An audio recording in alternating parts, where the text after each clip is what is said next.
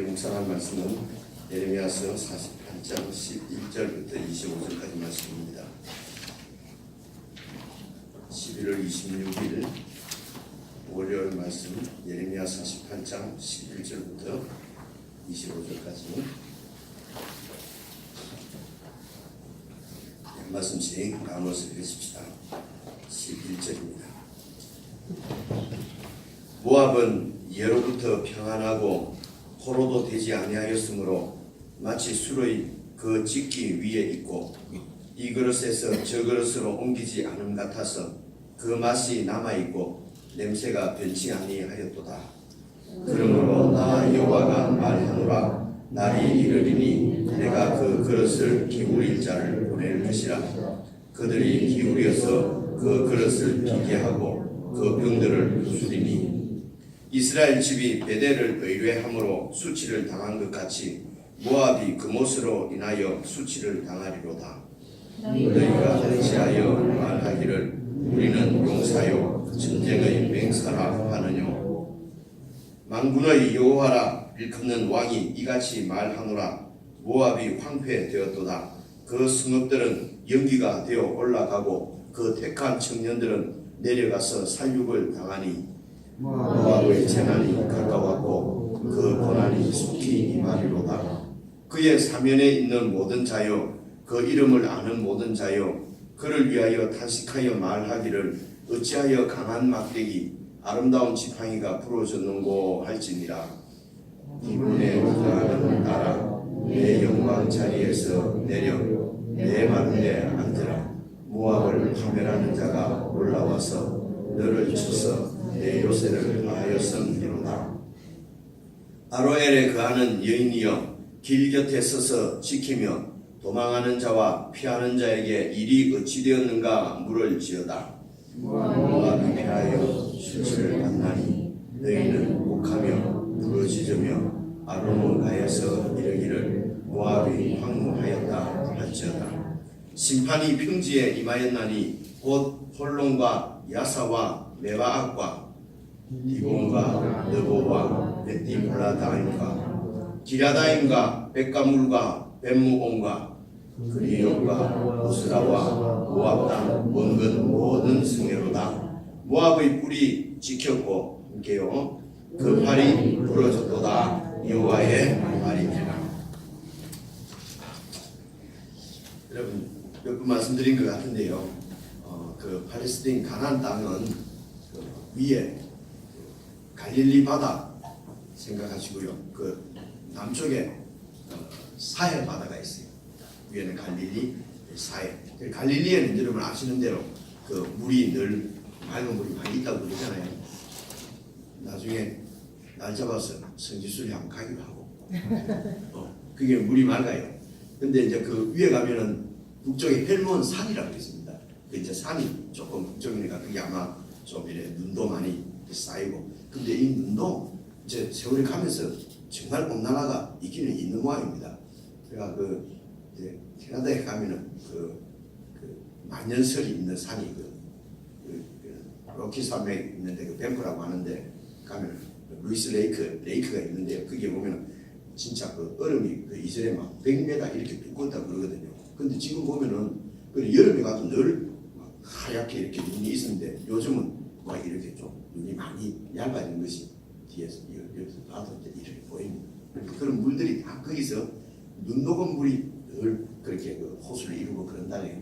그래서 어쨌든 이 헬몬산에서 흘러내리는 물이 이제 그 갈릴리 바다에 이렇게 있고요. 그리고 이제 이 물이 쭉 흘러서 이제 사해까지 오잖아요. 그런데 사해는 뭐 이런 해수면이 이게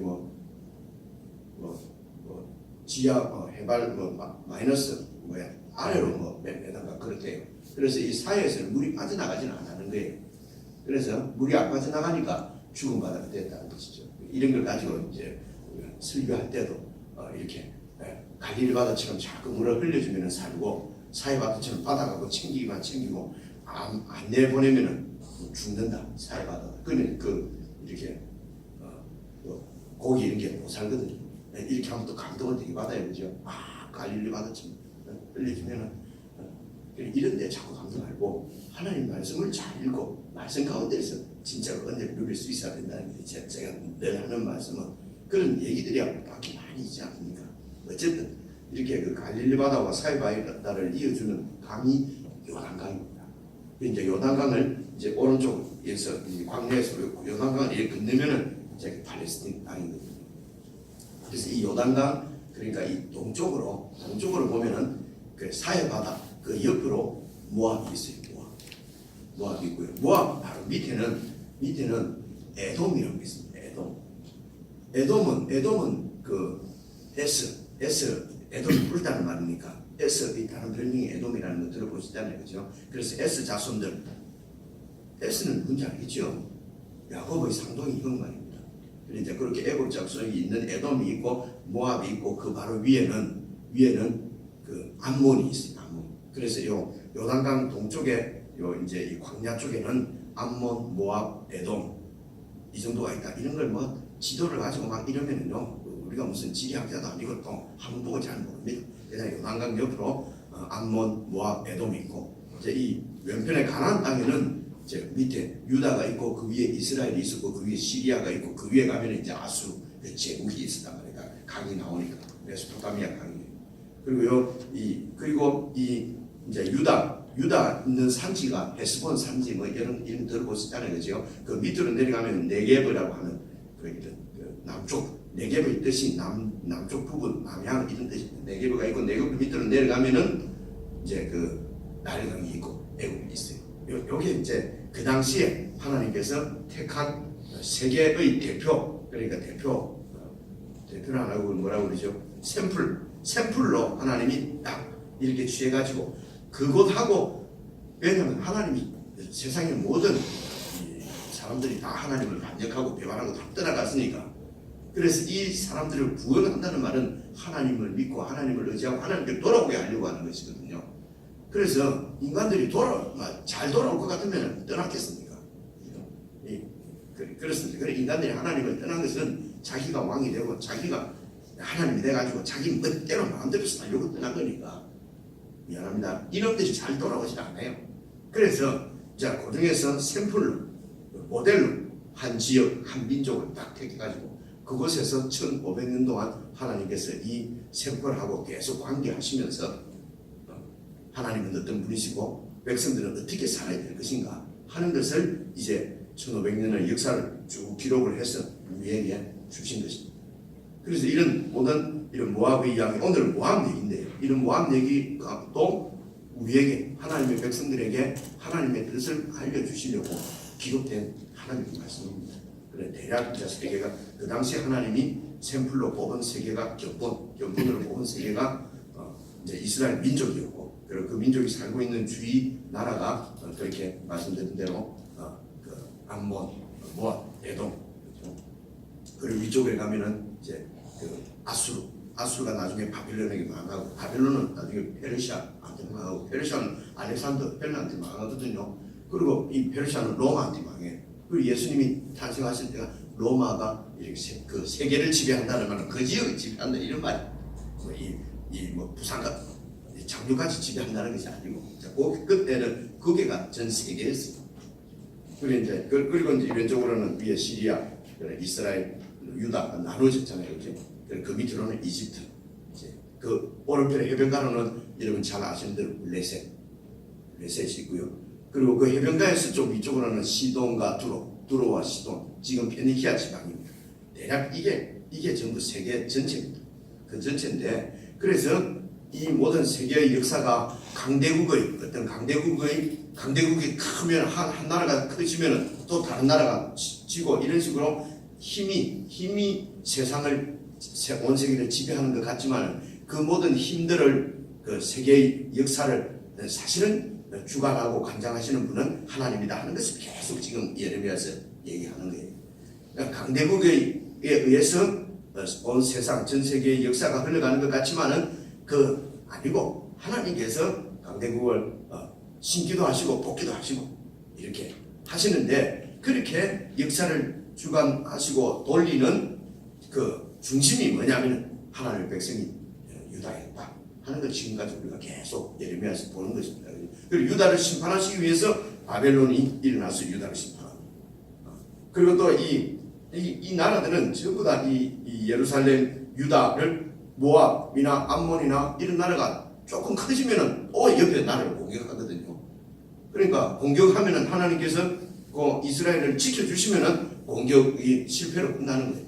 근데 하나님이 이 땅을 심판하시려고 하면은 하나님이 그 보의 칼을 딱 거두시면은 모압이 그냥 이기게 되고, 그죠? 암몬이 이기게 되고, 그러면 또 암몬이나 모압은 또 막 자기들 신이 이기게 해준 줄 알고 막 교만하게 하면서 너희들 이스라엘이 믿는 여호와가 어디 있느냐 교만하게 하니까 하나님이 나중에 또 이 암몬과 모압을 심판하시고 이런 얘기입니다. 그럼 오늘은 하나님께서 모압을 심판하는 얘기가 어제부터 나왔는데요. 오늘 11절을 보시면은요, 보십시오. 말뜻이 이렇습니다. 모압은 옛날부터 평안하고 포로도 되지 아니하였고 마치 술의 그 찍기 위에 있고 그 그릇 이 그릇에 저 그릇으로 옮기지 않은 것 같아서 그 맛이 남아있고 냄새가 변치 아니하였도다. 대략 무슨 뜻인지는 알겠다, 그죠? 무슨 뜻인지는 알겠는데 술의 그 찍기 위에 있고 이런 말들이 좀 어렵잖아요. 이것은 그 지역은 그 포도가 많이 생산되고 포도주 만드는 것이 그게 아마 저희들은 일상이 아닌데요. 그런데 포도주를 만들 때 포도를 따가지고 우리가 그 프로세스 공정들을 가만 생각해 보면은 이제 일단 그 포도를 으게 되지 않겠습니까, 그죠? 그리고 그것을 이제 병에 넣어가지고 한참 이제 뚜껑을 열고 한참 두면은 찌꺼기는 밑으로 깔아앉고 위에 이제 이렇게 포도 물만 이렇게 그래서 이걸 이제 발효시키잖아요. 발효가 다 되고 나면은 그 다음에 술을 좋아하는 사람부터 취임 넘어가겠네요. 그러지 않느냐. 술을 하여튼 먹지 마세요. 안 먹는 게 좋습니다. 그리고 거기다가 이제 그런 막 해갖고 이 병에 있는 걸 갖다가 그 찌꺼기가 안 들어오게 그 포도 주만 쫙 다른 병에 이렇게 옮기거든요. 그럼 이게 이제 순도높은 그 포도주가 되잖아요. 그리고 이제 마시거나 팔고. 그러니까 여기에 지금 마치 술을 그 찍기 위해 있고 이 말은 지금 두 번째 공정입니다. 이게 이제 밑에 찍기는 다 깔아앉고 이제 위에 그 포도주만 네. 그러니까 아주 평온하고 안정된 삶을 지금 얘기하는 거예요. 모압이 이때까지 이렇게 살았다는 것입니다. 이렇게 살았는데 12절 보십시오. 그러므로 나 여호와가 말하노라. 날이 이르면은 때가 되면은 내가 그 그릇을 어떻게 한다고요? 기울일 자를 보낼 것이라. 그들이 기울여서 그 그릇을 비게 하고 그 병을 부수리니. 그러니까 기울인다 말은 세 번째 공정이죠. 이걸 기울여 가지고 이제 포도주를 좋은 포도주를 싹 빼내고 그러면 찌꺼기가 그러니까 이런 것입니다. 여러분 구명통이라고 그러는데 구명통에 갖다 놓으면 왜 찌꺼기를 밑에 싹 깔아주고 위에 물만 있으면 아주 깨끗하고 좋은 물인 것 같잖아요. 근데 이렇게 한번 흔들어 버리면은 확 올라오지 않습니까? 그래서 지금 모압이 지금까지는 평안하게 아무런 포로로 잡혀가지도 않고 지지도 않고 이렇게 잘 살아갈 것 같지만은 이제 그 병을 기울일 자가 온다는 것입니다. 그리고 술을 다 빼내고 좋은 술을 빼내고 그 다음에 그 병을 어떻게 한다고요? 깨뜨려 버린다는 것이죠. 그러니까 이 병을 깨뜨리는 법은 없습니다. 또 그 다음에 또 한 번 더 써야죠, 그렇죠? 그런데 여기에서는 뭐라고요? 그 그릇에 있는 포도주를 잘 비우고 그 병들은 부수리니 이 말은 이 이제 술의 찍기 위해 있는 술을 이게 지금 모압을 비유하는 거 아닙니까, 그렇죠? 모압이 그렇게 안정되고 평온하게 있었지만은 이제 그것을 기울일 자 북방에서 바벨론이 내려와서 그 병을 기울이고 그리고 그 병을 완전히 깨버린다는 것입니다. 모압의 완전한 파멸을 지금 아주 이렇게 그 당시 있는 어떤 묘사하는 것이죠. 그 당시에 있는 일들로. 그래서 모압이 완전히 파멸할 것을 지금 얘기하는 것입니다. 이유가 뭡니까? 13절 이스라엘 집이 베델을 의뢰함으로 수치를 당한 것 같이 모압이 그모스로 인하여 수치를 당하리로다. 이 그모스는 모압이 섬기는 신입니다. 주신이 그 나라의 신이에요. 그래서 모압이 그모스로 인하여 수치를 당한다. 13절에 이스라엘 집이 베델을 의뢰함으로 수치를 당한다는 말은 여러분 이스라엘이 그 유다하고 이렇게 나눠질 때에 그때에 여로보암이 그 이스라엘을 그 처음 왕이거든요. 그래 이 여로보암이 백성들이 자꾸 남쪽에 그 예루살렘으로 자기 북쪽에 내 백성들이 남쪽에 있는 예루살렘으로 성전이 있어서 그곳에 자꾸 이렇게 예배드리러 제사드리러 그쪽으로 내려가니까 이 여로보암 왕이 베델과 북쪽에는 단, 그러니까 단과 베델이 이스라엘 나라의 북단과 남단이에요. 그래서 이 남쪽에 있는 베델에다가 송아지를 세웁니다. 금송아지를. 기억나십니까? 송아지를 세우고 그 송아지 신이 여호와 신이다. 그래서 여호와 하나님 예루살렘까지 갈 것 없다.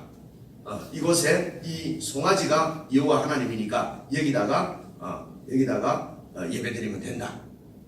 그리고 단에도 이제 그렇게 이제 송아지를 세웠어요. 그래서 이 베델을 의뢰함으로 이 말은 이제 베델에 있는 그 금송아지가 이 이스라엘이 721년에 BC 721년에 멸망하는데 멸망할 때까지 이 베델이 국가 성소였어요. 그러니까 남쪽 나라에서는 예루살렘이 성전이 있는 곳이잖아요. 그러니까 이제 북쪽 이스라엘은 이 송아지를 세워놓은 송아지를 섬기는 이 베델이 이 성지였단 말입니다.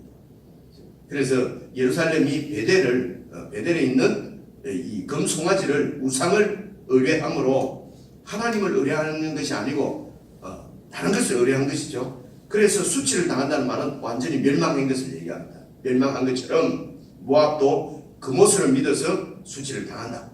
그러면 금오스와 금송아지 이런 것이 다 의미하는 우상이 의미하는 바가 뭐냐? 14절입니다. 너희가 어찌하여 말하기를 우리는 용사요 전쟁의 맹사다. 아주 용맹스러운 전사다라는 것이죠. 자기들의 강함, 힘을 믿는 것입니다. 그래서 우리가 가장 강해지고 싶다. 세계를 제패하는 최고 인류가 되고 싶다. 그러면 인류로 만들어주는 신 금오스가 최고라는 겁니다. 이것은 인간의 욕심, 인간의 그 욕망이 이렇게 투영되어서 나온 것이 우상입니다. 그래서 우상은 너희 손으로 만든 것이라는 거예요. 너희 마음에 있는 것을 너희 손으로 만든 것이 우상이에요. 그래서 여기에 베델을 의지한다. 그리고 송아지를 의지한다. 금오스를 의지한다는 말은 우리가 용사요. 우리가 맹사다 이거죠. 그래서 이것을 성경에서는 교만이라고 얘기합니다. 그래서 우리가 전쟁의 용사요 맹사라고 하면서 하나님을 의지하지 않고 자기 힘을 의지하고 자기가 최고가 되려고 하고 그래서 약한 나라를 침략하고 힘없는 자를에게 갑질하고 이렇게 그것이 그냥 그 잘난 증거인 줄 알고 갑질하는 것이 그것이 자기가 우월한 증거인 줄 알고 세상이 그래 살아가잖아요. 그죠? 근데 15절 만군의 여호와라고 일컫는 진짜 왕께서 말씀하시기를 모압이 황폐되었다. 그 성읍들은 연기가 되어 올라가고 그 택한 청년들 내려가서 살육을 당하니 모압의 재난이 가까웠고 그 고난이 속히 임할 것이다. 하나님께서 심판을 예언하시는 것입니다. 내용 거죠. 연기가 올랐다는 말은 완전히 성읍이 불타는 것을 말하는 거죠. 그런 걸 묘사하는 것입니다. 그 청년들은 아주 용맹을 자랑하는 맹사요 용사라고 하는 청년 군사들은 전쟁에 내려가서 살육을 당한다 이런 말이에요. 그래서 17절 보십시오. 그 모압의 사면에 있는 모든 자여 그 모압의 이름을 아는 모든 자여 그 모압을 위하여 탄식하여 말하기를 어찌하여 강한 막대기 아름다운 지팡이가 부러졌는고 강한 막대기 아름다운 지팡이가 부러졌다 라고 말해라. 18절부터 보시면요 그런 묘사입니다.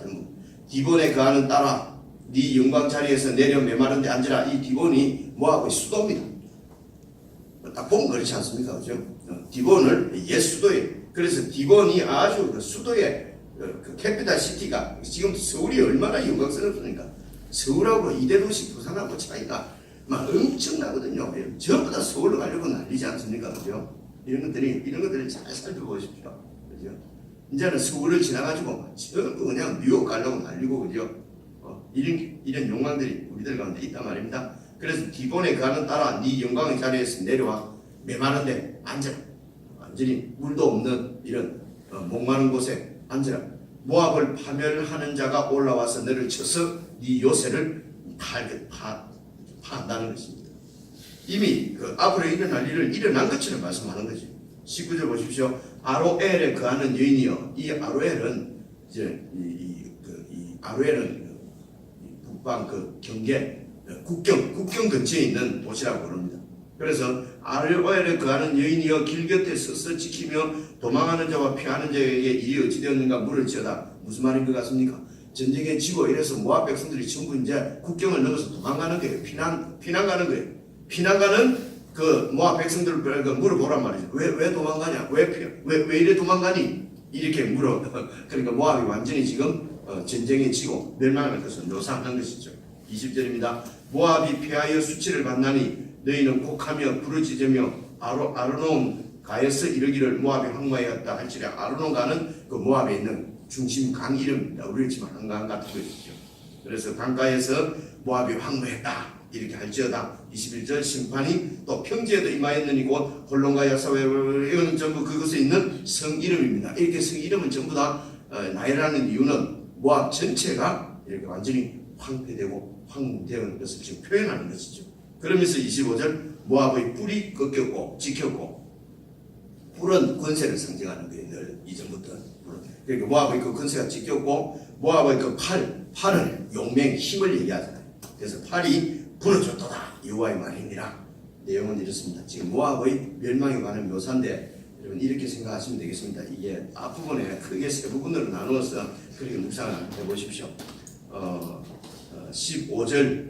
15절까지 해서 여기서는 우리가 용사요 전쟁의 맹사다. 교만이지. 교만. 내 힘을 믿고 내 용맹을 믿고 내 강함을 믿고 이런 부분을 잘 점검을.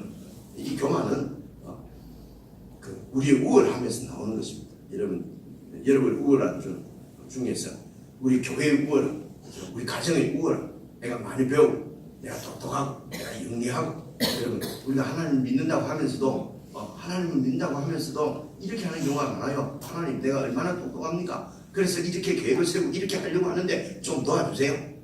이러거든요. 좀 도와주세요. 아주 교만하시고. 근데 이것을 기도라고 생각해요. 이걸 예수 잘 믿는 거라고 생각해요. 그리고 좀 도와주시고 하는 일은 전부 내 지혜로 내 경험으로 이렇게 하면 사업이 성공한다. 이렇게 하면은 반드시 돈을 번다. 반드시 잘 된다. 이렇게 하면 교회가 반드시 부흥한다. 하나님 좀 도와주세요. 그죠? 이런 것입니다. 그래서 우리가 잘 믿는 것처럼 하면서 아주 교만할 때가 많이 있어요, 여러분. 그죠? 그래서 내가 그래도 사업하는 데는 이런 식으로 안 하면 안 됩니다. 하나님이 잘 몰라서 그렇지. 이런 식입니다. 이런 식이에요. 이런 것들을 잘 점검을 하셔서 이 교만한 자리에서 내려오지 않으면은 교만이 끝입니다. 그죠? 그 다음에 두 번째 보실 수 있는 게 16절, 17절 정도까지 해서는 17절에 보시면은 막대기 아름다운 지팡이가 부러지고 꺾이잖아요. 아무리 아름다운 지팡이, 아무리 강한 막대기라 하더라도 심판날에 완전히 꺾이고 부러질 것 같으면 그게 무슨 소용이 있겠습니까?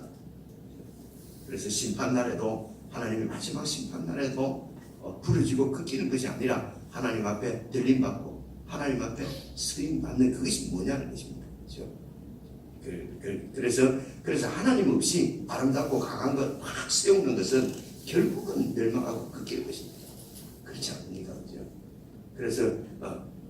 그래서 지혜는 정말 영원한 곳에 하나님 앞에 영원히 하나님과 함께 있을 거기에 투자하는 것이 지혜로운 것이지 결국은 심판날에 다 꺾이고 지키고 불타버릴 것에다가 우리의 이 한 번밖에 없는 인생을 갖다가 그렇게 쏟아부으면 그게 미안합니다. 멍청한 짓 아니겠습니까?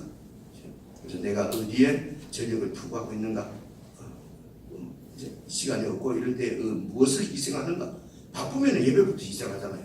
나는 우리끼리 지금 하는 말이지만 진짜 멍청한 짓이라고 생각합니다. 좀 바쁘면 기도하는 시간부터 줄이잖아요. 나는 이런 게 이해가 안 가요. 막 바쁘고 이러면은 일단 성경 보는 시간부터 줄이잖아요. 돈 있을 데가 없으면 일단 하나님 앞에 쓰는 돈부터 줄이잖아요. 왜 그런지 잘 모르겠어요.